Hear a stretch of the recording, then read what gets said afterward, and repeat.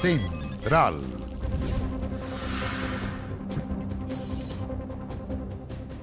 Muy buenas noches, bienvenidos, bienvenidas a las noticias en este domingo 17 de julio.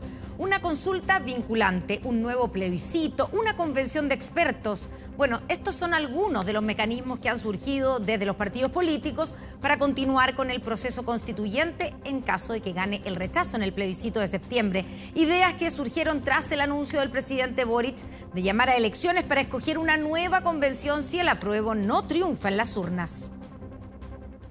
Tiene que ser la ciudadanía quien se manifieste respecto de cómo sigue el proceso. Que sea la ciudadanía lo que lo resuelva. Habría que consultarle a la ciudadanía. Que sea la ciudadanía la que determine el mecanismo. Consenso hay en los distintos sectores políticos. Será la ciudadanía quien decidirá si se aprueba o rechaza el borrador de la nueva Constitución. Y en caso de ser rechazado, dicen desde los partidos, los mismos electores escogerán el mecanismo para reformar la actual Carta Fundamental o allanarse a una nueva convención como planteó el presidente Boric. ¿Qué significa eso? ¿Llamar a una nueva votación para elegir convencionales? Exactamente. ¿Ese es el camino que el gobierno tomaría? O sea, ese es el camino que decidió tomar Chile cuando votó el 25 de octubre en un plebiscito. Idea del mandatario en caso de ganar el rechazo, la que sería impulsada por el gobierno a través de una reforma constitucional. Ahí sería el Congreso quien tendría la última palabra porque el alto quórum de 2/3 sigue requiriendo de un alto consenso de todos los sectores políticos. Sin duda va a tener que pasar por el Congreso. Y ahí vamos a ver si los parlamentarios de derecha ponen los votos donde ponen las palabras. Una reforma que sería más fácil de aprobar, dicen los expertos, si prospera la propuesta de senadores de la DC de rebajar el quórum de reformas constitucionales a 4/7 que se discute en el Parlamento. Con 4/7, el concurso de todas las fuerzas políticas no va a ser necesario y por lo tanto la exigencia de quórum para llegar a un acuerdo constitucional va a ser muchísimo más viable. Pero desde los partidos políticos señalan que una nueva convención constitucional no sería el único camino para continuar el proceso constituyente de ganar el rechazo en el plebiscito. Varios mecanismos han surgido en las últimas horas como opciones para que la ciudadanía decida. Lo que en estricto rigor tendría que haber en ese caso, porque van a haber varias alternativas, es una consulta vinculante. A mí me da la impresión que vamos a caminar hacia allá. Puede ser una comisión de expertos, donde estén los rectores de las principales universidades, los decanos de las principales facultades de Derecho, o puede ser una convención con reglas distintas. Los problemas de la democracia se solucionan con más democracia, por lo tanto, en el eventual caso de que gane el rechazo, volvemos a hacer una convención constitucional, que es el mecanismo más democrático que hemos encontrado hasta el momento. Este lunes se realizará el comité político donde la atención estará puesta en las declaraciones de las dos coaliciones de gobierno, que con sorpresa recibieron el anuncio del llamado Plan B del presidente Boric de ganar el rechazo en el plebiscito. ¿Habrá apoyo irrestricto de las fuerzas que conforman el gobierno? Yo creo que a nosotros no nos cabe otra opción que respaldar lo que ha planteado el presidente. Y los partidos tenemos la responsabilidad de presentarle al presidente mejoras a la propuesta constitucional de modo de disipar las legítimas dudas de los ciudadanos y que la apruebo gane el 4 de septiembre. Esa estrategia presentarán desde el PPD al resto de los partidos de gobierno para fortalecer la campaña del apruebo, una que buscaría reducir la incertidumbre de los electores indecisos, certezas que también buscan entregar desde el Ejecutivo con el anuncio del llamado Plan B. El presidente hace ver que el triunfo del apruebo podría reducir esos niveles de incertidumbre, dado que la Constitución podría ser sometida a un proceso de reformas casi de manera inmediata. Lo que quiere transmitir el gobierno es que el apruebo implica un camino más corto y el rechazo implica un camino mucho más extenso. Este lunes se conocerán las definiciones de los partidos que conforman las dos coaliciones de gobierno y con ello una hoja de ruta clara desde las tiendas en busca de los electores indecisos. Plan del gobierno que se puso sobre la mesa a menos de 50 días del plebiscito del 4 de septiembre. Una nueva balacera se registró en un centro de eventos, esta vez en la ciudad de Talca. Vecinos grabaron durante la madrugada de este domingo cómo un hombre disparó en al menos 4 oportunidades cuando se retiraba del local. Dice, tengo cuchillo, no tengo pistola, pero tengo cuchillo. Si ya los ruidos habían despertado a los vecinos, lo que vino después fue impensado. Lo vi. Minutos de tensión que quedaron registrados en estas imágenes. Una balacera que ocurrió en los estacionamientos de la ex Boulevard, en el barrio norte de Talca. Es un hombre vestido de negro que realiza los disparos, Quienes estaban cerca corrieron a resguardarse. Un centro de eventos que funciona en un sector residencial, lo que sin duda alguna genera preocupación en los vecinos que por primera vez logran grabar hechos de violencia, pero dicen que ocurren con frecuencia. Hay veces que a lo mejor es solamente fiesta al interior y que a lo mejor no es tanto el ruido, pero nosotros ya del año pasado, de que se pasan por las panderetas, en octubre más o menos hicieron fuegos pirotécnicos, que se supone que no debiese hacer. Anoche fue pero ya terrible, ya anoche tuvimos balacera, ya es como tercera vez que tenemos balacera, pero anoche pudimos grabar y pudimos poner evidencia más o menos y subirlo a redes sociales y todo. Estaba tratando de dormir y escuché el primer disparo. Espero un momento, me levanto a mirar, habían hombres gritando y discutiendo entre ellos y desde ahí se percutaron unos 3 disparos, 4 disparos más y salieron corriendo. Yo me tuve que resguardar en una esquina de la pared por el temor. Tras una seguidilla de sucesos, se están organizando para reunir evidencia y pedir a las autoridades la suspensión del permiso de funcionamiento del recinto. En la página de la superintendencia hay denuncias de años anteriores, hay una del 2015 y hay una del 2020, entonces yo de esa, justo cuando se hicieron las denuncias el año pasado, tomaron también las de nosotros, entonces de acuerdo a eso yo estoy subiendo material como para poder guiarme y poder hacer la carta a la superintendencia también. Desde el municipio anunciaron un plan de seguridad más robusto que permita devolver la tranquilidad a los vecinos. Entendiendo e incorporando las nuevas problemáticas que tenemos hoy día en el delito, que tiene que ver con un delito que es cada vez más violento y cada vez más agresivo. Es Carabineros quien investiga estos hechos, pues fueron ellos quienes por oficio informaron al Ministerio Público de lo ocurrido, ya que no hubo denuncias por parte del recinto o algún asistente. Y es así que se realizaron 2 denuncias de oficio por parte de la Cuarta Comisaría Cancha Rayada al Ministerio Público. Uno, por los disparos injustificados que habrían tenido suceso durante la madrugada de este día, y también una agresión que habría afectado a 2 mujeres. Una balacera que habría comenzado por una agresión al interior del lugar. Los vecinos exigen más seguridad en la zona y el traslado del centro de eventos, con la finalidad que retorne la tranquilidad, que dicen que por años tuvieron y que hoy se ve interrumpida. Y nos vamos ahora hasta la región de Los Lagos. Durante la madrugada de este domingo se registraron 2 ataques incendiarios a diferentes empresas, hechos que dejaron más de 20 máquinas quemadas. Minutos de terror que quedaron captados en las cámaras de seguridad de la empresa Áridos del Sur en la región de Los Ríos.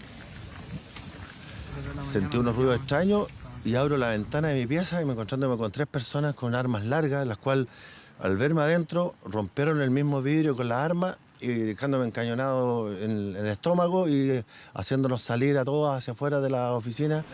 Este ataque incendiario dejó al menos 20 máquinas consumidas por las llamas, afectando a camiones, camionetas y maquinarias pertenecientes a la faena. La sacada fue violenta, pero una vez que ya estuvimos sentados ahí, los mantenían apuntados, pero que los quedáramos quietos, y si los quedábamos quietos no iba a pasar nada, que ellos venían por la maquinaria, a quemar la maquinaria y nada más que eso. Lo más lamentable de todo esto es que es un esfuerzo de toda una familia, sobre todo de mi hijo que trabaja acá sacándose la morienta, y lo que me da más pena dentro de todo es que teníamos un equipo humano de 34 personas acá que lamentablemente el lunes están todos sin trabajo. Los peritajes quedaron a cargo de la Policía de Investigaciones, quienes realizaron durante la jornada las pericias correspondientes en el sector para así poder esclarecer lo sucedido. La dinámica es que aproximadamente a las 3 de la madrugada personas desconocidas ingresaron al recinto, intimidaron a las víctimas en un número que estimamos que va entre 8 y 12 personas, todas encapuchadas, lo que hemos visto en algunas imágenes usando cascos, utilizando armas de fuego largas y cortas, procedieron a intimidar, como les señalo, a la víctima, y a quemar estas maquinarias y a sustraer una camioneta. Una situación que no es aislada en la región, y es que en las últimas semanas se han registrado diversos atentados incendiarios que han causado preocupación en los diferentes gremios. Ya se sobrepasaron los hechos de violencia de todo el 2021. Lamentablemente, los trabajadores afectados se han triplicado. Con esto, fuentes de trabajo, familias preocupadas. Y lo más grave, esto se ha extendido hacia otros sectores productivos y no está ceñido solamente al sector de la madera. hacemos un llamado a las autoridades del nivel central que escuchen a las autoridades regionales, que escuchen el sentir de la región y que implementen las medidas que sean necesarias para resguardar la seguridad en la región de Los Ríos. Horas más tarde se registró nuevamente un acto de violencia, esta vez en la comuna de Lanco, donde maquinaria forestal de la empresa Arauco resultó afectada. Aquí en Lanco se sabe que un grupo de sujetos llega aproximadamente en horas de la madrugada, donde provocan la quema, ¿cierto?, de algunos vehículos que se prestaban servicio aquí en la forestal Arauco. Lo que deja una sumatoria de 2 hechos de violencia con múltiples maquinarias destruidas y millonarias pérdidas en la región de Los Ríos y que quedó plasmada en imágenes como estas. Hablamos ahora del precio de los alimentos que siguen sin dar un respiro al bolsillo. Según la canasta del Ministerio de Desarrollo Social, los productos básicos han elevado su valor casi un 18% en los últimos 12 meses, llevando así la línea de la pobreza por sobre los 200.000 pesos. ¿Qué subió y qué bajó de precio? Lo revisamos en la siguiente nota. El aceite, el azúcar y la margarina son parte de los productos básicos presentes en las mesas de las familias chilenas y que no paran de subir. Así lo dejó en evidencia el Ministerio de Desarrollo Social en su canasta básica que entrega todos los meses. Esta subió un 0,5% en junio, pero el dato más preocupante es que alcanzó un 17,9% en 12 meses, la cifra más alta desde que existen registros. Está todo súper caro, súper caro. Pero ¿qué le vamos a hacer? Hay que comprar nomás, pues hay que alimentarse. Un día tenemos un precio, mañana tenemos otro. Los precios suben todo y los sueldos siguen igual. 59 de 79 productos evidenciaron alzas en sus precios, con lo que el valor de la canasta básica llegó a los 56.386 pesos. Pero ¿qué fue lo que subió de precio en junio? Las alzas estuvieron comandadas por la margarina, la leche en polvo, el azúcar, el aceite, los huevos, el arroz, la harina y el pan. Encontré más caro el pollo, y ya no se puede comer pollo, entonces uno tiene que comprar que sea los atunes, lo que está más barato, para poder dar a los niños, porque ni los huevos están baratos. Lo más caro, la carne y el pollo. Definitivamente el pollo siempre había sido lo más económico aquí en Chile y ahora los costos, sí. 5.000 pesos un kilo de pechuga deshuesada, ¿dónde? La carne ha subido, el pollo ha subido, la verdura ha subido, ha incrementado alto. Antes una quincena le alcanzaba con 100.000 pesos y ahora tiene que gastar 200.000 pesos o algo más. Pero el limón, el tomate y la manzana fueron algunos productos que bajaron su valor en el 6º mes del año. De aquí tengo 600. A 600 pesos. ¿Ha bajado harto el tomate el último mes? Más o menos un 50% de como está antes. Esta 600 pesos, mire. ¿Por qué ha bajado? Porque hay mucha producción, pues el producto es así, pues si llega harto baja, si llega poco sube. Canasta básica que es un instrumento usado para una serie de políticas públicas, ya que además mide la línea de la pobreza. Esta llegó en junio a los 201.230 pesos, reflejando así que los precios de los alimentos suben a un ritmo mayor que el IPC en su conjunto. La Subsecretaría de Evaluación Social monitorea mensualmente el valor de la canasta básica familiar y las líneas de pobreza y pobreza extrema. Esto afecta en particular a los hogares más modestos. Por eso es que justamente la ayuda del gobierno se reajusta por este guarismo, de manera tal de que todos aquellos que reciben pensión asistencial y asignación familiar van a ver incrementada justamente la ayuda que reciben del gobierno por este incremento de costos. Con el aumento de la canasta básica, el subsidio que entrega el gobierno para suplir el alza de los alimentos llegará a los 8.575 pesos por carga a través del subsidio único familiar. En menos de un mes, Gendarmería realizó un segundo operativo masivo de allanamientos en las cárceles del país. Todo para combatir el crimen organizado que opera desde el interior de los recintos. Diligencias que se realizan en medio de una polémica por el instructivo de la Subsecretaría de Salud que ofició el no uso de los escáneres corporales o body scan a quienes ingresan a los centros penitenciarios. Un sistema de detección que permite evitar que entren armas, drogas u otros elementos al interior que lleguen a los reclusos. Preparación para lo que sería el segundo operativo en menos de 3 semanas. El plan para erradicar y desarticular a las organizaciones delictuales que operan desde las cárceles del país sigue en marcha. Cada rincón debía ser revisado minuciosamente. Para ello, los reos deben salir de sus celdas. Encontraron lo de siempre, escondidos en los entretechos y donde uno ni se lo imagina: armas, chips de telefonía y celulares. Fueron más de 1.300 funcionarios de gendarmería que trabajaron durante 2 horas y media en los penales buscando e incautando especies prohibidas. El camino que se está abordando para ir en combate hacia el crimen organizado y las mafias que se asentan dentro de los establecimientos da pie a que podamos continuar a través de esta área y a través de esta metodología el poner término o a lo menos incomodar a quienes pretenden hacerse de estos establecimientos y de los recintos en sí para poder producir el malestar hacia la población en general. Procedimientos selectivos en módulos específicos, intervención a más de 3.750 reos a nivel nacional. Sabemos que el crimen organizado está operando al interior de nuestros recintos y el poder impedir la comunicación de los reos con el exterior es un paso fundamental para poder disminuir su vinculación con cadenas delictuales. 17 recintos penitenciarios allanados dentro de las incautaciones, 302 teléfonos celulares, 451 armas blancas, licores, cargadores y muchos otros elementos, todos en poder de los reos y que termina por afectar directamente la seguridad de las cárceles, tanto en el interior como en el exterior.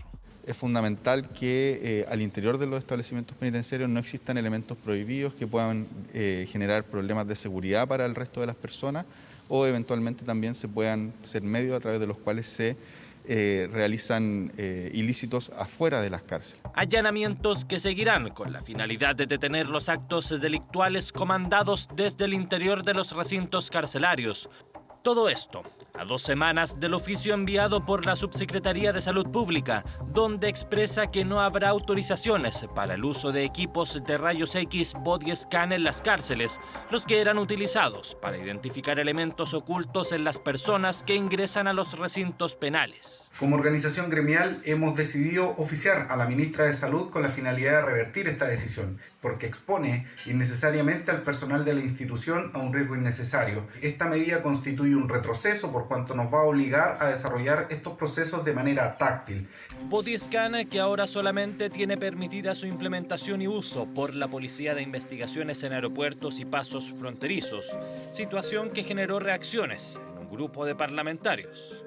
Oficiamos como diputados de Renovación Nacional al Ministerio de Justicia si existe alguna evaluación o informe de parte de ellos o de Gendarmería de Chile en relación a la conveniencia de la decisión de la Subsecretaría de Salud. Esta situación debe ser debidamente ponderada, analizada por el Ministerio de Justicia, quien tiene a su cargo Gendarmería. Como Comisión de Seguridad Ciudadana hemos oficiado al efecto para que se tomen las medidas correspondientes y se resguarde debidamente la seguridad interior de las cárceles. 10 equipos en total que dejarán de ser utilizados para la detección de elementos prohibidos en los penales, debido a que, según el oficio emanado por la Subsecretaría de Salud, son comprobadamente cancerígenos para el ser humano. Las altas temperaturas en España han provocado voraces incendios forestales en la región, dejando incluso 360 víctimas mortales. ¿A qué se debe este evento extremo? Mire.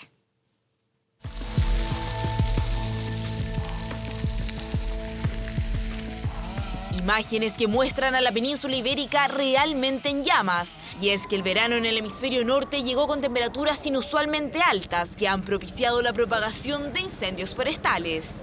Solo desde este sábado se han reportado más de 30 incendios en las comunidades de Extremadura, Castilla y León, Galicia y Andalucía.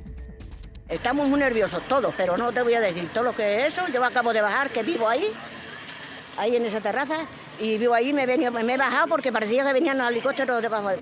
Precisamente en el Valle de Jierte es donde se desarrolla el incendio de mayor alarma que, según las autoridades, fue un episodio claramente intencionado. No es una coincidencia que el área quemada por los incendios forestales aumente a medida que la temperatura media del planeta aumenta. Las temperaturas altas favorecen la propagación de incendios forestales y por eso el aumento en el número de grandes incendios forestales es una consecuencia directa del calentamiento global. De hecho, en el oeste de España, la ola de calor mantiene a la región de Extremadura en alerta naranja, frente a las altas temperaturas que alcanzan los 43 grados Celsius. Estamos en presencia de récords que no son aislados, sino que confirman una tendencia. Mientras no detengamos el calentamiento global, los récords de temperatura continuarán rompiéndose y continuarán rompiéndose cada vez más frecuentemente. Sin embargo, no es la única zona de España duramente golpeada con los incendios forestales. Pensé que lo tenían bajo control y me sorprendió cuando se acercaba y luego nos dijeron que nos fuéramos. Hemos dejado muchas cosas. Solo tomamos algunas cosas y corrimos. En ese momento estaban todos en la calle, autos, ambulancias, carros de bomberos. En Sierra de Mijas, al sur del país, al menos 3.000 personas tuvieron que ser evacuadas tras los devastadores incendios que ya han arrasado con al menos 1.800 hectáreas en esa zona de la región de Andalucía. Y a nivel nacional ya son unas 20.000 hectáreas las que han sido quemadas por las incontrolables llamas. Fenómeno provocado e intensificado por la segunda ola de calor que atraviesa España. La frecuencia e intensidad con la que se registran olas de calor se ha disparado en las últimas décadas en todo el mundo. En algunos países se registran hoy entre 3 y 4 veces más olas de calor por año que las que se registraban hace pocas décadas atrás. Y es que en esta temporada las temperaturas han llegado hasta los 46 grados Celsius, hecho que ha desatado la alarma en la población. El calor extremo no solamente puede exacerbar sequías al disparar la evapotranspiración del suelo, sino que además puede tener efectos directos sobre la salud humana. Personas que tienen enfermedades de base corren serio riesgo de sufrir enfermedades o de perecer como consecuencia de las altas temperaturas asociadas a una ola de calor. Efectivamente, entre el 10 y el 15 de julio ya se contabilizan 360 víctimas mortales producto de las altas temperaturas en España, que han provocado en muchas personas deshidratación y descompensación, así como el agravamiento de enfermedades crónicas. A los 91 años murió el exministro de Justicia Francisco Cumplido, que asumió el cargo en el gobierno de Patricio Aylwin. Abogado constitucionalista, recordado por sus cercanos por los cambios que impulsó en materia de derechos humanos, las famosas leyes Cumplido. Un legado que esperan que se recuerde a futuro.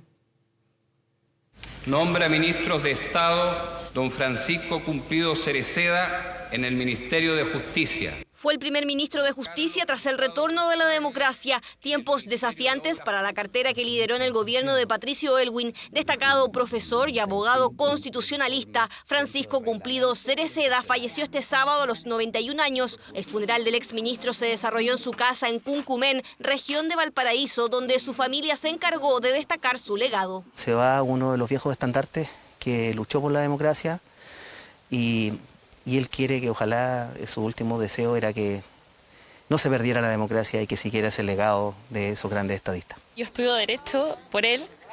Él fue el que me impulsó a elegir mi carrera.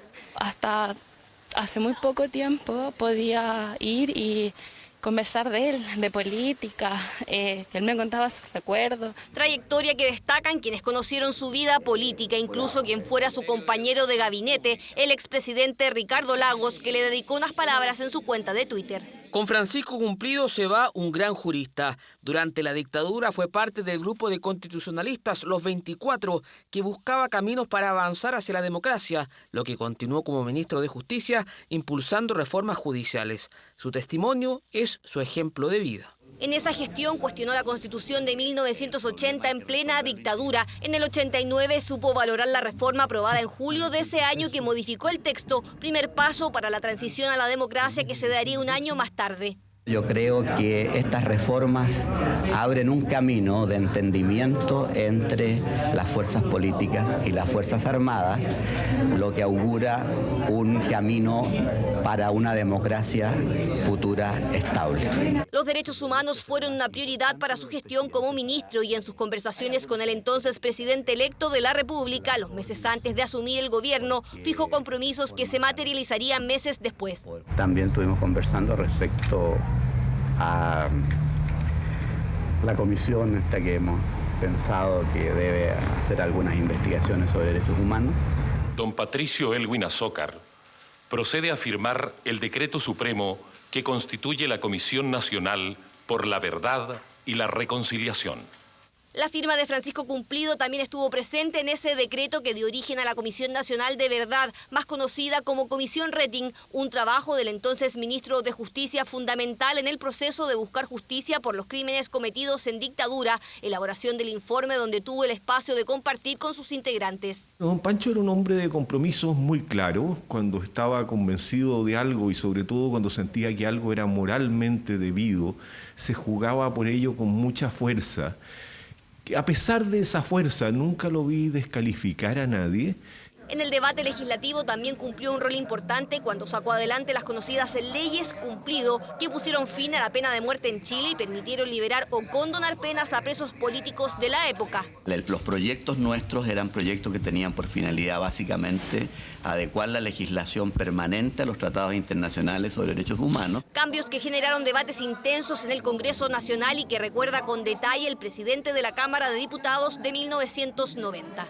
Hubo que reformar la Constitución para que pudiera haber un indulto y eso fue negociado después, principalmente por él, digamos, y al final tuvo los votos también de Renovación Nacional.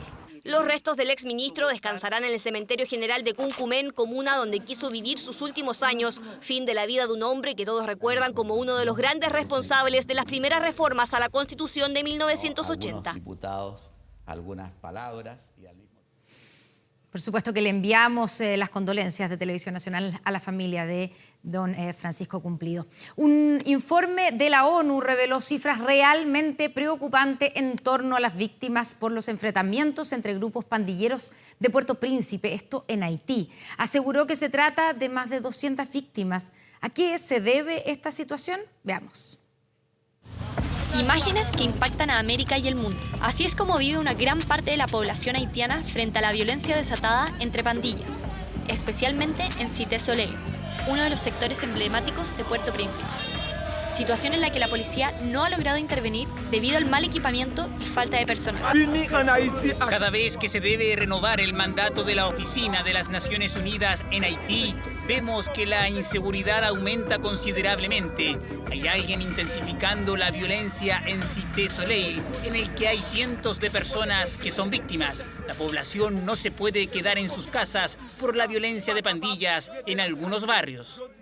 La ONU informó que entre el 8 y 12 de julio, al menos 234 personas fueron víctimas de esta ola de violencia. Solo en la primera mitad del año hubo 934 asesinatos y 680 secuestros.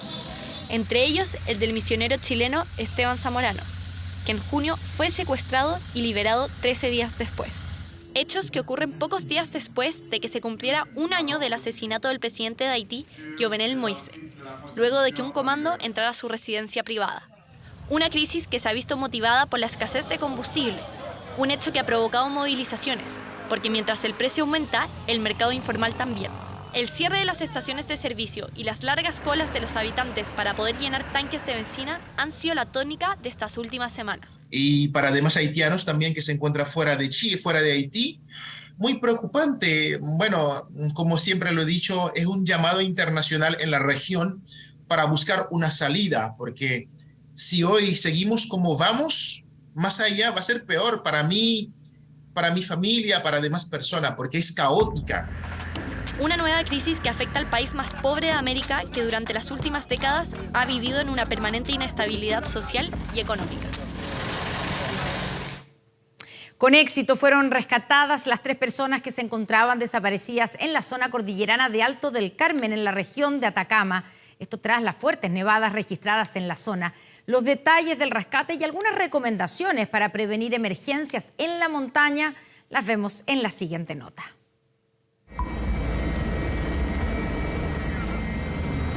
Son los dramáticos registros del momento en que 3 personas fueron rescatadas con éxito en la comuna de Alto del Carmen, tras pasar 4 días extraviados por las intensas nevazones.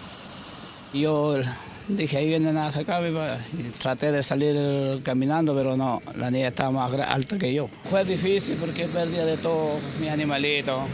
1,5 metros de nieve en el sector cordillerano. Cortes de ruta por deslizamiento de material y activación de quebradas. Alerta roja por el frente de mal tiempo. Es la situación que se vive en una de las comunas más afectadas por el sistema frontal registrado en la región de Atacama. Ese que mantuvo a 3 personas aisladas en la nieve a la espera de un rescate que se concretó con éxito. La sección aeropolicial de Carabineros de Chile realizó 2 vuelos en el sector de Alto del Carmen, en el sector de la localidad del Tránsito, en el cual en el primer vuelo afortunadamente encontraron al joven de nombre Michael, y en este segundo vuelo, ¿cierto?, pudimos encontrar a la don Nelson y la señora Ana. Estamos tremendamente felices. El propósito de esta búsqueda era ese, y que da como resultado la tranquilidad hacia las familias de que están bien, están vivos. Se trataba de 2 crianceros y la madre de uno de ellos, quienes habían perdido el contacto con sus familiares tras avisarles que irían a comprar suministros en una localidad cercana. Una salida sin éxito que terminó extendiéndose por cerca de 4 días. Una compleja búsqueda terrestre y aérea entre carabineros, bomberos y el ejército. Y un exitoso rescate a 3.000 metros de altura. Desde la municipalidad señalaron que este tipo de situaciones no son habituales en la comuna. Hemos tenido tal vez anteriormente algunos catástrofes en forma de aluviones, pero en cuanto a nevazones no habíamos tenido muchos años que no teníamos este fenómeno. Pero ¿cómo prevenir emergencias como esta? Desde el Cuerpo de Socorro Andino entregan 3 recomendaciones para disminuir el riesgo de accidentes en la montaña. Y eso es lo primero que ustedes deben siempre tener en cuenta al subir a la montaña. ¿Qué clima va a haber? Nos tenemos que fijar en nuestro vestuario. Segundo punto muy importante. Después, como otra recomendación, es el horario en el que sube la gente a la montaña. Planificar bien. Siempre preferir salir más temprano que tarde para asegurarnos un rescate con luz y temperaturas más altas en caso de emergencia. Y como vestirnos, el experto recomienda usar calzado adecuado con buena adherencia al piso, calcetines apropiados para el frío, guantes y gorro, además de abrigo por capas. Y en caso de emergencia, además de llamar al 136, será de gran ayuda haber registrado nuestra salida en socorroandinochile.cl, indicando nuestra hora de regreso estimada para que puedan proceder a nuestro rescate si es que esta no se cumple. ¿Van a pasar una mala noche? Sí. ¿La peor? Quizás. ¿Se van a morir? Quizás no, por haber tenido esas pequeñas providencias al subir a la montaña. Se refiere a llevar la vestimenta adecuada, saco de dormir, termo de agua caliente, cargadores portátiles y alimentos altos en calorías. Y es que dependiendo de qué tan cautos hayamos sido, podremos evitar emergencias en la montaña, tal como aquella que mantuvo por días a 3 personas aisladas en la nieve en la tercera región.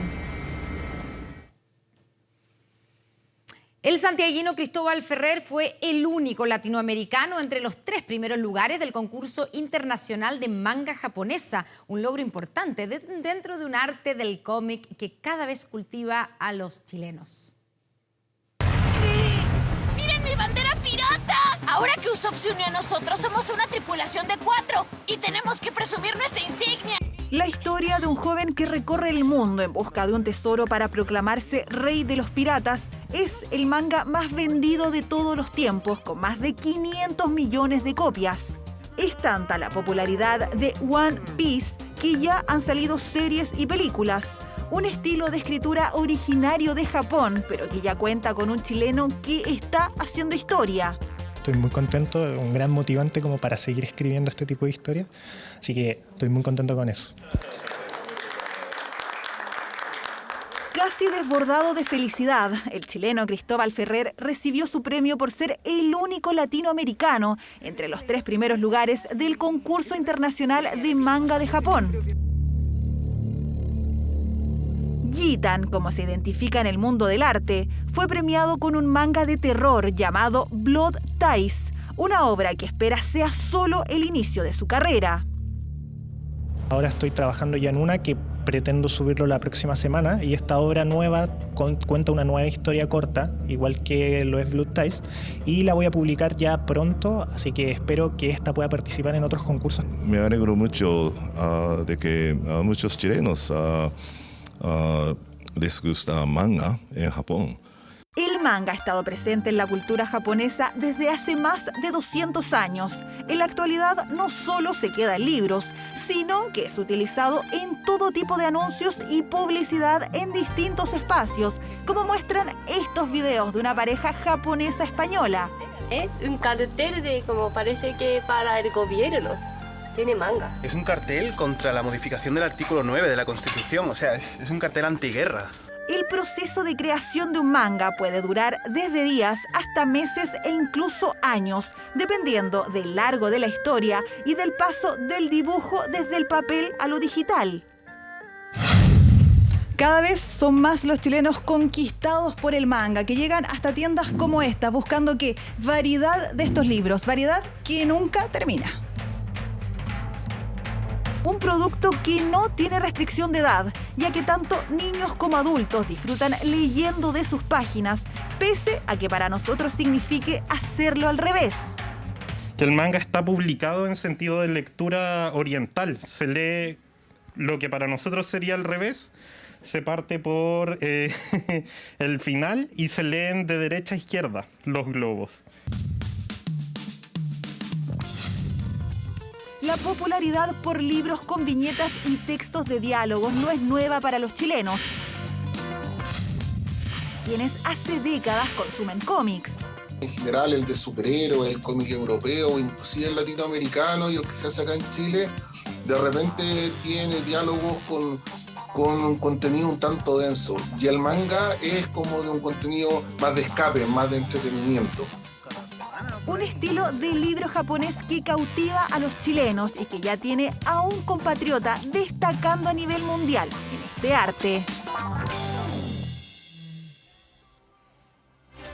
Felicitaciones a este chileno. Y esta semana llegó a nuestras salas Elvis, la película sobre la vida del rey del rock and roll, protagonizada por el actor estadounidense Austin Butler.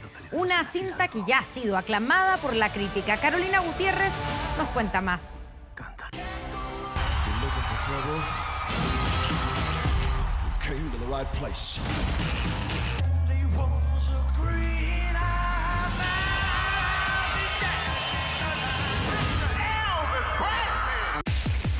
Al director australiano Baz Luhrmann lo conocemos por ese estilo único, una marca registrada que ha quedado plasmada en películas como Romeo y Julieta, Moulin Rouge o El Gran Gatsby.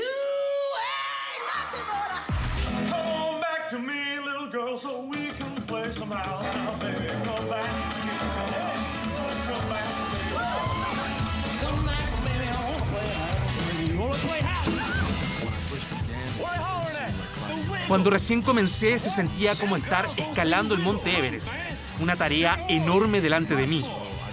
Entonces para mí todo fue sobre explorar y aprender todo lo que pude sobre su humanidad, de cómo se movía, hablaba, cantaba, sus intereses, su personalidad y cómo todas esas cualidades evolucionaban con el pasar de los años.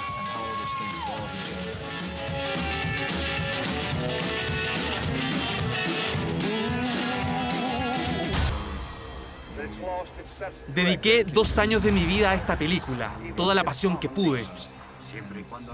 Pero nunca se sabe cómo será el resultado final.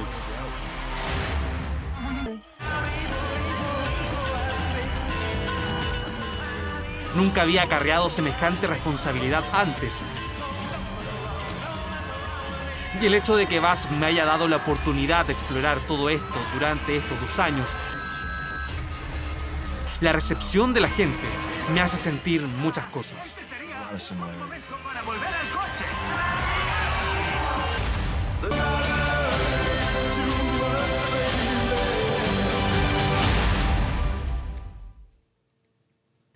¿Son libres las sobrevivientes de violencia intrafamiliar una vez que logran escapar físicamente de sus agresores? Todo indica que no. La falta de regulación en el mundo digital favorece una peligrosa proximidad de estos maltratadores con sus víctimas. Muchos siguen acechándolas ahora por redes sociales, mensajería y correos. No hay cifras, pero especialistas coinciden en que en la mitad de los casos de violencia contra la mujer, sus exparejas y maridos continúan acosándolas digitalmente. La gran mayoría de las veces ellos quedan en total impunidad. Ellas enfrentadas a un angustiante desamparo que quisieron denunciar entregándonos sus testimonios en esta crónica del domingo de la periodista Josefa Bustos. El acoso digital es un fenómeno frecuente y podría vivirlo cualquiera, más aquellas que creían ser sobrevivientes. Me zafé en algún minuto, pero el tema continuó. Él sabía todo lo que yo hacía. Entonces yo sentía que en verdad nunca me iba a liberar de él. Todavía lo siento. El agresor desde las sombras controla, asusta, sigue presente.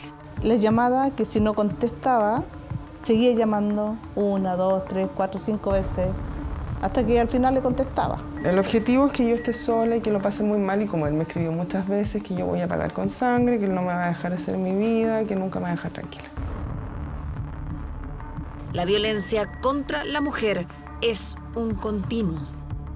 Y en un mundo digital casi sin límites, aquellas que pudieron salvarse de la violencia física, psicológica, en el espacio virtual quedan en total indefensión.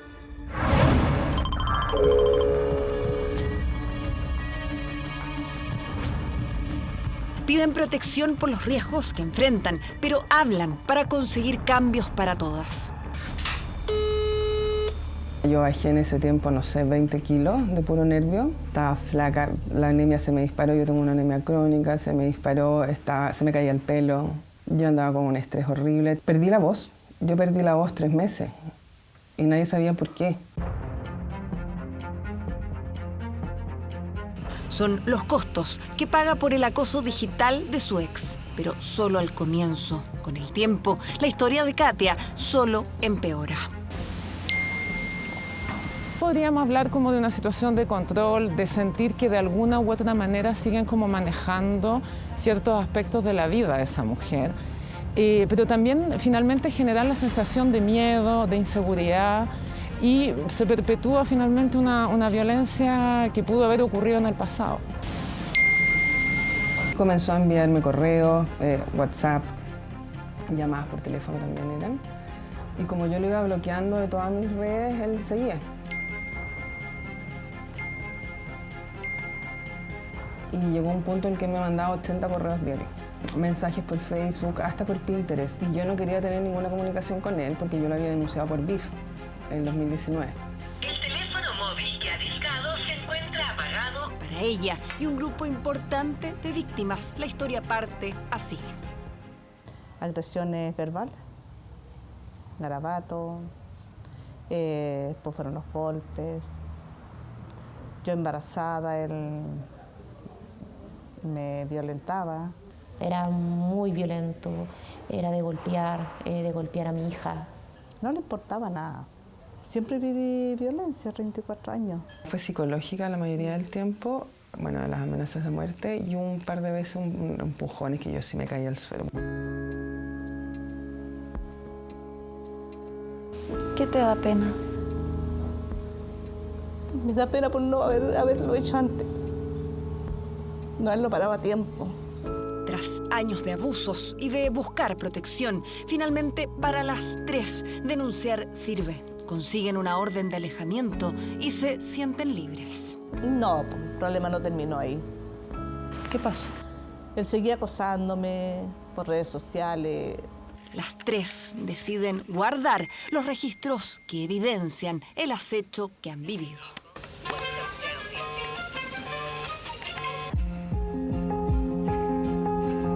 En una sociedad en red, estos dos mundos, la realidad online y offline, se entremezclan. Aproximadamente la mitad de las mujeres, te diría yo, también, habiendo terminado ya la relación, ¿cierto?, sigue apareciendo este fenómeno. ¿Se digitaliza la vida? Sí, y todos sus trastornos, sus fallas, incluida la violencia. Lo que ocurre con el acoso digital es que viene sobre un daño ocasionado, ¿no es cierto?, y por lo tanto abre esas heridas. Vuelve a abrir los canales del miedo. los canales del terror, la fantasía de que eso vuelva a ocurrir, de que esa persona vuelva a acercarse. Terrible, porque al final uno intenta vivir tranquila después de salir de este círculo de violencia, pero tampoco se puede. Y me daba susto también porque él sabía todo lo que yo hacía. Entonces yo sentía que en verdad nunca me iba a liberar de él. Todavía lo siento. Ellas y muchas más parten como víctimas de violencia intrafamiliar y se convierten también en víctimas de violencia de género digital. Un mensaje o varios por redes sociales, llamadas insistentes, decenas de emails. Las agresiones son virtuales, pero no su impacto. Pueden incluso agravar el daño. O sea, mientras él estuvo conmigo, por lo menos yo sabía lo que iba a pasar. Ya no sabía a lo que me estaba arriesgando. Entonces fue cada día peor. Más violento, claro. Con la diferencia que no podía pegarme físicamente. Katia lidia con el acoso digital 3 años y su cuerpo somatiza. Al igual que la violencia que vivió dentro de casa, la violencia de género digital de la que es víctima va en escalada. Me tomaba un café con alguna clienta o un cliente y él me mandaba correos y me decía, oye, está rico tu café. Y yo entraba, abría el portón y me llegaba un correo y me decía, menos mal que llegaste, mira la hora que es, en qué andáis, en qué andáis trabajando. Prostituyéndote. Exacto. Yo sentía pánico, porque además yo ya había sido amenazada de muerte. A mí se me revolvía todo. Porque yo decía, no, de nuevo, yo empezaba con tiritones, como te digo, yo estaba con un cuadro de estrés crónico. O sea, yo perdí la voz 3 meses. Katia es consciente de su situación, pero algo le impide avanzar. Que yo sentía que sí, pues, que él tenía un poder súper grande sobre mí y yo tenía que responderle, porque si no él se iba a enojar y todo iba a ser peor. Entonces es un deterioro en tu calidad de vida súper grande y yo tenía que seguir respondiendo. No se lo doy a nadie. Los hombres ejercen de múltiples maneras control y buscan el sometimiento de las mujeres. Y a través de las redes sociales o de los espacios digitales se puede reproducir de manera bastante cómoda y bastante impune este tipo de conducta. Recibía correos de él diciéndome, te vi en tal parte, andabas vestida así, estabas haciendo esto. Entonces ya tenía que estar mirando hacia todos lados.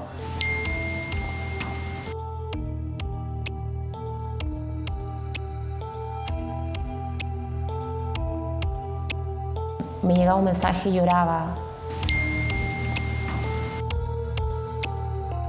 Que él controlaba la relación, él me controlaba a mí. Claro, como, bueno, nosotros nos casamos, entonces para él ese era un tema que yo era su señora.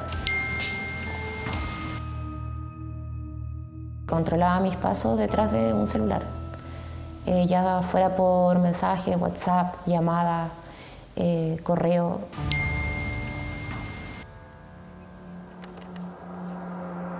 Son libres, a no ser que uno los bloquee, pero están ahí, están libres de ellos de decir lo que quieran en el momento que se les ocurra. Las 3 saben que bloquearlos solo provocaría la ira de sus agresores. Te va a esperar a la esquina, te voy a matar. Siempre decíamos, te voy a ir a incendiar la casa y no te voy a dejar tranquila, siempre vas a ser mía. Él no se da por vencido en realidad. La amenaza no se concreta y Lili se salva otra vez. Hasta aquí, sus exparejas las acosan por redes sociales desde sus propias cuentas. Katia decide bloquearlo. Pero este mundo digital facilita más cosas. Hay un ámbito que es propicio para la violencia de género por las características de anonimato muchas veces. Pueden inventar otras cuentas, pueden cambiar de número por el Facebook, ahora el TikTok también que está tan de moda. Él tenía distintos números de teléfono. Después yo bloqueaba ese número, era otro número, era otro WhatsApp, otro correo. El agresor va reconociendo momentos, espacios, ¿no es cierto?, de impunidad, o va generando las condiciones para que esa impunidad se materialice. Porque se hacen cualquier cuenta, incluso hay unos aparatos que te cambian el IP. Hacen lo que quieren, pueden hacer lo que quieran y ellos lo saben. Y el hostigamiento solo se vuelve más cruel y peligroso. Él empezó a usar mis contenidos y a hacerse cuentas con mis datos. Las tres piden protección extra, presentan correos, audios y mensajes de WhatsApp, incluso registros de llamadas como evidencia, pero el sistema no las acoge. Me dijeron que quizás eran rollos míos, que a lo mejor esos mensajes no venían de él. ¿Y por qué crees tú que no es tomado en cuenta? Porque dicho por Fiscalía, por Carabineros, puede ser cualquier persona. Pero si uno ya recibe amenazas de esa persona y ya existe una denuncia por violencia intrafamiliar, es obvio que va a ser esa persona.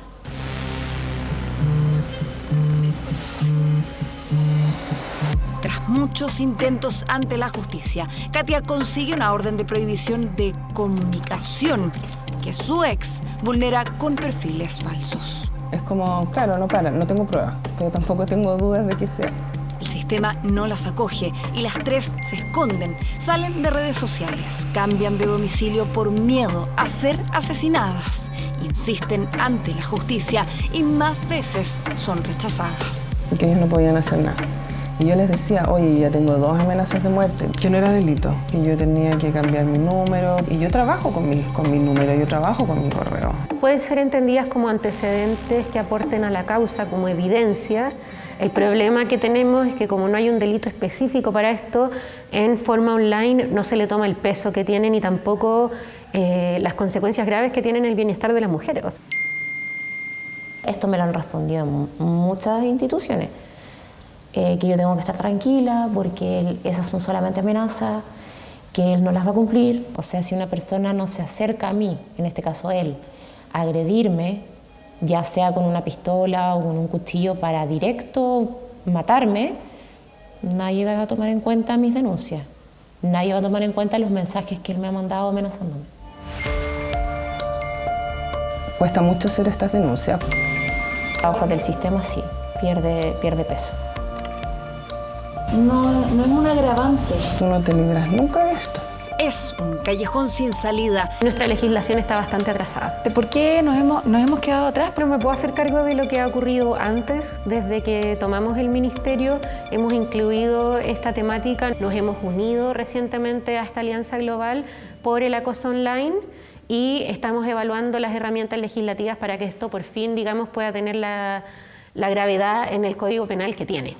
Hoy 2 proyectos de ley buscan esto. Uno lleva más de 7 años en el Congreso. Tenemos muchos antecedentes de amenazas que se concretan y creo que ese simple dato debiera bastar para impulsar que haya legislación al respecto y que los organismos judiciales lo consideren como un antecedente relevante a la hora de evaluar si hay cautelares de alejamiento.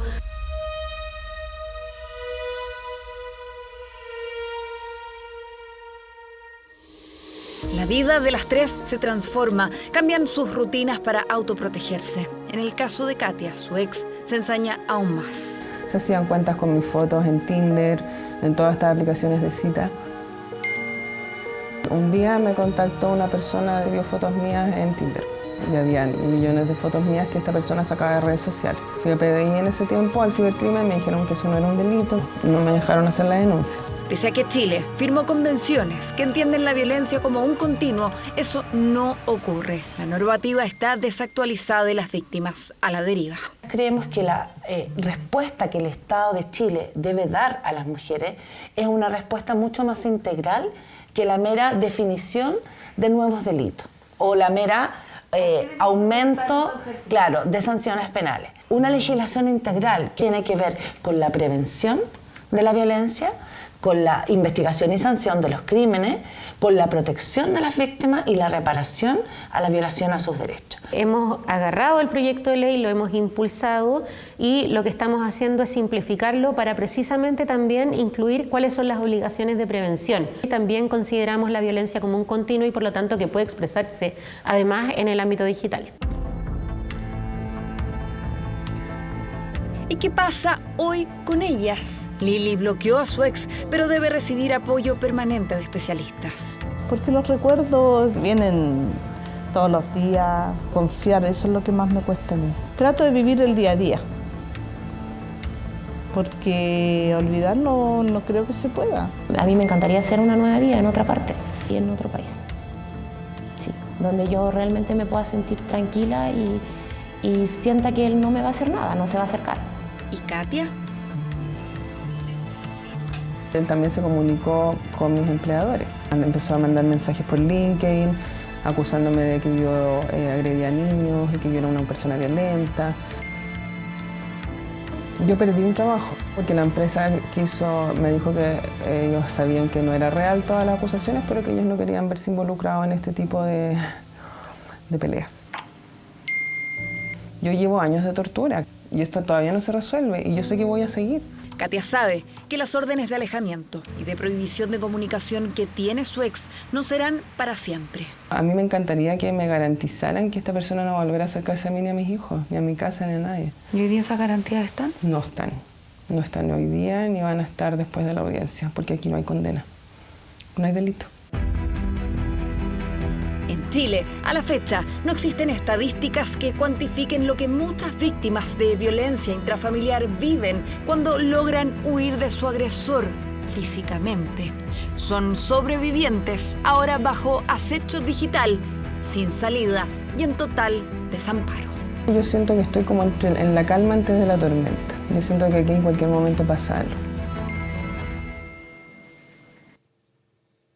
Un tema del que definitivamente hay que hacerse cargo. Faltan segundos para las 10 de la noche. Les recordamos que a partir de las 22 horas Televisión Nacional de Chile está autorizada a transmitir programas para mayores de 18 años. Hacemos una pausa, ya estamos de vuelta con más. Viene el deporte aquí con Gustavo Huerta.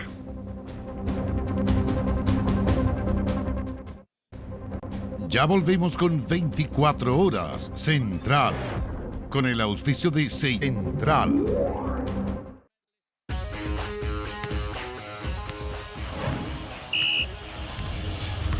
...24 horas Deportes.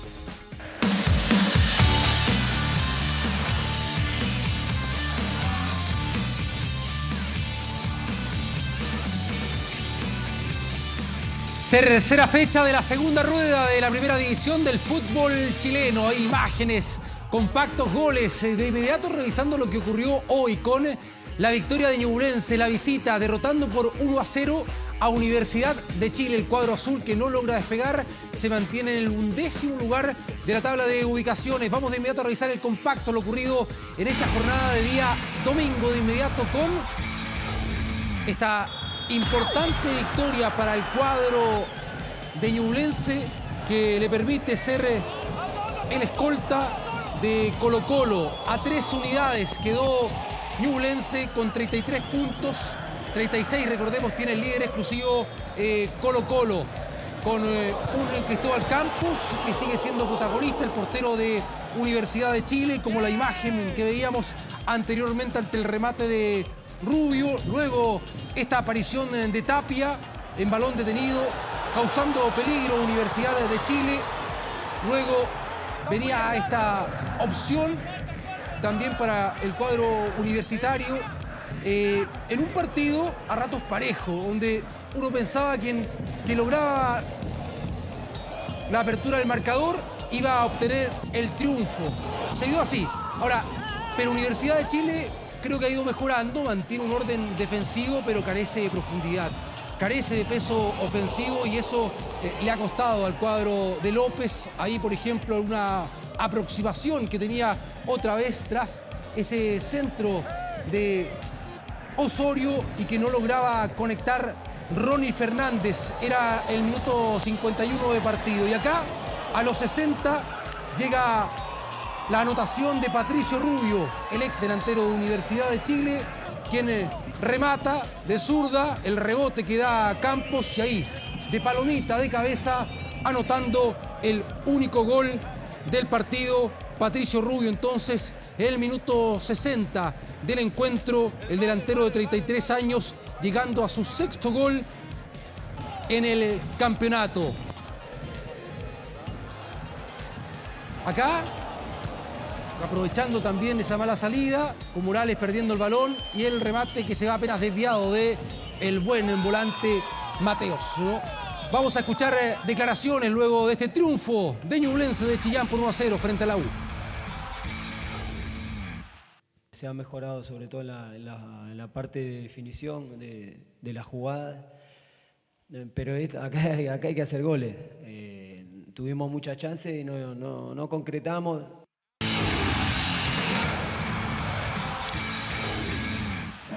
Hay que hacer los goles, decía el técnico López, el técnico de Universidad de Chile en ese análisis, no un extracto de la conferencia de prensa, lamentando, reitero, la poca profundidad que tiene su equipo. Y acá está la victoria de Curicó Unido por 3-2 en casa frente a Universidad Católica. La visita que comenzaba en ventaja con esa anotación de Luciano Huet tras la asistencia de Mauricio Isla. Esa jugada con el Chapa Fuenzalía por el sector derecho y en el segundo palo por la izquierda aparecía el volante argentino. Era el minuto 19 del primer tiempo y 3 minutos después José Pedro Fuenzalía, golazo tras ese pase de Marcelo Núñez, como empalma ese balón, borde interno de primera para lograr el 2-0. Con ese marcador se irían al descanso, nos vamos al complemento, donde tuvo ocasiones Universidad Católica en ese inicio de la segunda etapa para haber logrado un tercer gol, un 3-0, pero llegaba esta jugada al centro de Castro y la aparición de Oyarzo en el anticipo, en el cabezazo, derrotando al portero de Ituro, y era el descuento, los 9 minutos del segundo tiempo. Y acá, esta es una jugada, un balón detenido, un tiro de esquina, que es una marca registrada de Curicó. Balón que va al primer palo, un pivoteo, y aparece Cajáis, el defensa central, en el segundo palo para anotar el empate, el 2-2. Y en el minuto 85, Diego Coelho, quien había ingresado el uruguayo en la segunda etapa, logra el 3-2 tras la asistencia de Fritz. En primera instancia se había anulado el gol por una posición de adelanto inexistente. Lo determinó el VAR de esa manera, que no hubo posición ilícita del delantero curicano y se valida entonces el gol. Buena victoria de Curicó Unido, también dentro de los primeros lugares frente a Universidad Católica por 3-2. Aquí estamos precisamente con la tabla de posiciones, con Colo-Colo puntero con 36 puntos, Ñublense con 33. Termina ahí Curicó Unido en el tercer puesto esta fecha, ahí con 32 unidades, Cobresal cuarto con 30 puntos, Unión Española en el quinto lugar con 29, recordemos que tiene un partido menos Unión Española, que tiene que jugar ahí frente a Universidad Católica, 29 puntos para Palestino, Everton con 25, Huachipato queda en el octavo lugar con 25 unidades, acaba de perder ahí frente a O'Higgins, se le suma un partido más, ahí entonces queda con 18 partidos jugados. Universidad Católica con 22, pero antes queda noveno O'Higgins, porque reitero, acaba de terminar el partido y venció a Huachipato por 2-1. Entonces queda en el 11º lugar Universidad de Chile con 21 puntos. Reitero, por esa victoria de O'Higgins. Luego, en el puesto 12, Audax Italiano con 20 puntos. Deportes en La Serena, que perdió de local frente a Deportes Antofagasta hoy al mediodía. Perdió 1-0, queda ahí con 17 unidades. Antofagasta con 15. Mismo puntaje para Unión La Calera en el penúltimo puesto. Coquimbo, colista con 13. Recordemos que los últimos dos puestos, los últimos dos equipos descienden de categoría, descienden a la primera B. Ahí tabla de posiciones entonces.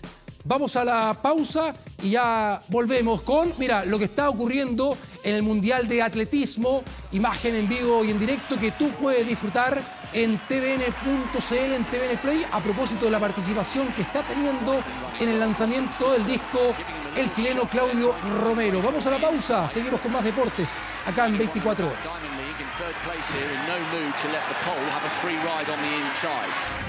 Ya volvemos con 24 horas Central, con el auspicio de Ango. Bien, continuamos en 24 horas deportes. Vamos ahora con lo que ocurrió hoy en la Copa América Femenina, con la victoria de la selección chilena frente a Bolivia en el penúltimo partido. Victoria para la selección chilena, que queda en el tercer lugar de su grupo. El próximo partido, que cierra la fase de grupos, se enfrenta a Colombia, que le ganó hoy a Ecuador. Colombia es líder con campaña perfecta, con 9 unidades y esas 3 victorias. Pero si Chile le gana, ya pasa a Colombia por la diferencia de gol. Igualaría en 9 unidades y lograría una mejor diferencia de gol. Si no logra el triunfo, ahí depende también de otros resultados, de lo que ocurra con Ecuador, Paraguay, para clasificar a semifinales, reitero, dentro de las 2 mejores de su grupo.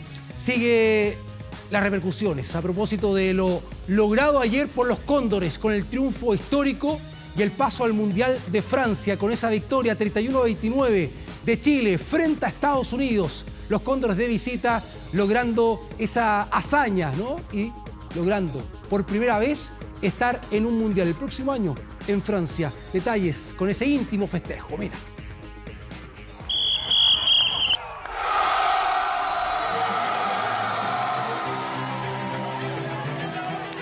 Este fue el momento en el que Chile rompió la historia, el que dio paso a las celebraciones.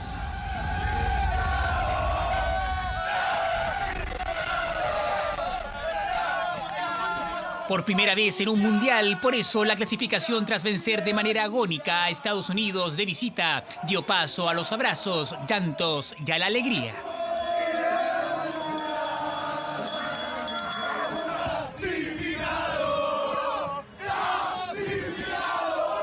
Las celebraciones se trasladaron desde la cancha hasta el bus, donde se escuchó fuerte el CHI.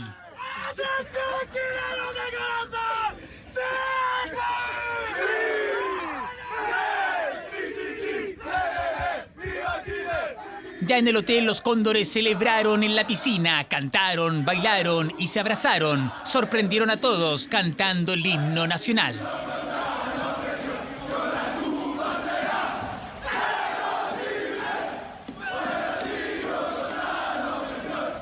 Es la trastienda de una clasificación histórica. Ahora los Cóndores pretenden volar aún más alto, pero esta vez en un mundial. ¡Atención a Chile de corazón!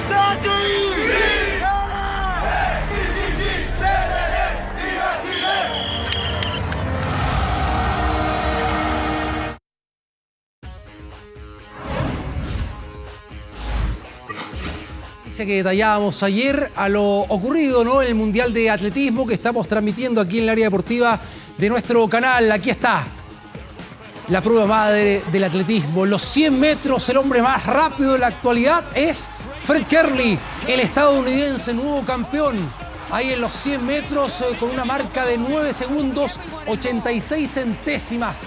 El estadounidense logrando entonces la medalla de oro, superando a sus compatriotas, a Marvin Bracy y a Trayvon Bromell, quienes establecieron un tiempo de 9 segundos 88 centésimas en un 2-3, ¿no? Con el oro, plata y bronce para Estados Unidos. La imagen para el etíope Tamir Tola, de 30 años, que obtuvo, recordemos, el bronce olímpico el 2016 en los 10.000 metros, plata mundial el 2017, ganando ahora el maratón, completando 2 horas, 5 minutos y 36 segundos. Llegando ahí a lo más alto del podio, segundo lugar para su compatriota Jeremy y el belga, el puesto 3 para el bronce de Bashir Abdi.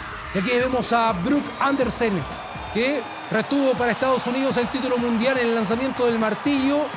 La ausencia por coronavirus de la campeona anterior, Dana Price. Ahí vemos el mejor lanzamiento con 78 metros 96 centímetros, que le dio un amplio margen de 3 metros por sobre quien lo obtuvo la medalla de plata, la canadiense Cameron Rogers. Y acá, mira esto lo que ocurrió en los 1500 metros, un momento dramático con esa caída, ¿sí?, de la representante de Uganda, Winnie Nanyondo, y un empujón de la italiana Gaia Sabatini, que implicó la descalificación de la atleta italiana y clasificación de la ugandesa, porque los jueces así lo determinaron, ¿no? Dijeron, no logró terminar la carrera, clasificada en las 5 primeras, finalmente dijeron, no, fuera la italiana, y Nanyondo clasifica a la final, ahí los 1500 metros. Vamos a ver más goles a propósito de lo ocurrido en esta fecha del campeonato de la primera división. Veíamos anteriormente la victoria de Ñublense sobre Universidad de Chile, la victoria de Curicó Unido frente a Universidad Católica. Esto lo ocurrido con el puntero exclusivo en esta fecha 18, Colo-Colo, y la victoria polémica a propósito de lo que ocurrió en los últimos minutos, 2-1 frente a Audax. Aquí vemos a Lucero, estaba en posición lícita, de acuerdo a lo que establece el VAR, porque en primera instancia habían anulado este gol. el minuto 71 de partido. Ganaba Colo-Colo por 1-0. Que no habían cobrado en el primer tiempo un penal, una falta de Ceraceda en contra de Oroz. Bueno, habían reclamado los hombres del Cacique. Michael Fuentes, el ex jugador de Deportes Iquique, lograba la paridad transitoria al minuto 79 y aquí en tiempo agregado, el minuto 91, se sanciona esta falta a través del VAR, ¿no? Va el juez Rodrigo Carvajal a ver el monitor, dice que hay falta, un golpe justo sobre la línea, algunos reclaman que fue fuera, milimétrica la jugada, el árbitro a través del VAR sanciona la pena máxima y ahí está el uruguayo nacionalizado peruano Gabriel Costa en tiempo agregado logrando el triunfo, el 2-1. Colo-Colo líder con 36 unidades. Aquí estamos en el Estadio El Cobre de El Salvador con la victoria de Cobresal por 3-1 frente a Unión La Calera, con Cecilio Waterman que definía los 11 minutos del primer tiempo, borde interno tras la asistencia de Gaete. Era el 1-0 para el cuadro local. Llegaba la paridad transitoria tras este autogol, se da el balón ahí en la cabeza de Pacheco, el lateral derecho, y era el 1-1. Minuto 61 y ese remate de larga distancia del volante central Alejandro Camargo. No habían validado, pero a través del VAR se dieron cuenta que el balón había traspasado completamente la línea de gol y valida entonces el 2-1. Y luego el minuto 69, Juan Carlos Gaete, que controla y define para el 3-1. Victoria de Cobresal frente a Unión La Calera. En la jornada sabatina que seguimos presenciando con este triunfo por 2-1 de Everton frente a Unión Española. El rebote que captura Brian Carballo muy temprano en el partido, a los 3 minutos, lograba el 1-0 en el Estadio Sausalito de Viña del Mar. Luego, el minuto 18, va a llegar el 2-0 para el equipo local con ese remate de Matías Campos derrotando al portero Mejía ahí entre las piernas, y era el 2-0 para Everton. Y acá, a través del VAR, ahí sancionan el penal y Leandro Garate logra el descuento en el minuto 89 cuando ya finalizaba el partido. Triunfo de Everton 2-1 ante Unión Española. Aquí la goleada de Palestino 5-1 frente a Coquimbo. El remate de fuera del área de Ariel Martínez a los 8 minutos del primer tiempo para el cuadro árabe. Luego hay penal, ¿sí? Y Joe Abrigo lograba el minuto 36 el empate para el cuadro aurinegro. Sin embargo, iniciándose el segundo tiempo, muy temprano ahí en el complemento, iba a marcar diferencias Palestino. Ese autogol de Yáñez, lo vemos en reiteración, para el 2-1. Y luego, errores en la salida, lo aprovecha Maximiliano Salas para derrotar al portero Orellana y era el 3-1. Ganando en el juego aéreo, va en busca de ese balón el defensa central, el Cristian Suárez, quien logra el 4-1. Y luego, minuto 79, repite en su segundo gol personal el día que fue padre. Por segunda vez ahí Maximiliano Salas, el delantero árabe, quien logra entonces cerrar la goleada de 5-1. Y aquí lo que les comentaba anteriormente, ¿no? La victoria de Deportes Antofagasta por 1-0 frente a Deportes La Serena, con la anotación, ahí vemos, para el cuadro antofagastino, era el 1-0, el piloteo de Magaláes, aparecía Gabriel Torres, y acá mira, en tiempo agregado, terminado el partido, hay penal, y Diego Sánchez ataja ese penal de Andrada, logra así Antofagasta 3 puntos importantísimos, ¿no? Para salir de los últimos lugares de la tabla de ubicaciones. Ahí está entonces con respecto a lo vivido en la fecha 18 del fútbol nacional, tercera fecha de la segunda rueda. Con esto me despido, sí, continúa Constanza Santamaría entonces luego de esta pausa con más información acá en 24 Horas Central. Buenas noches.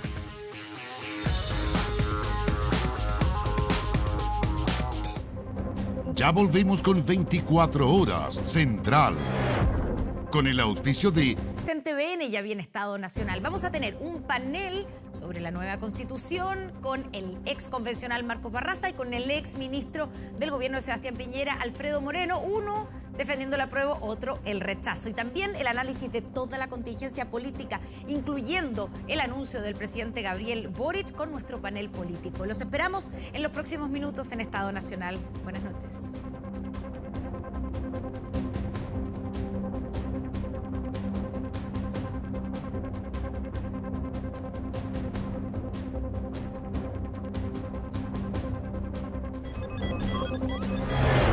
Con el auspicio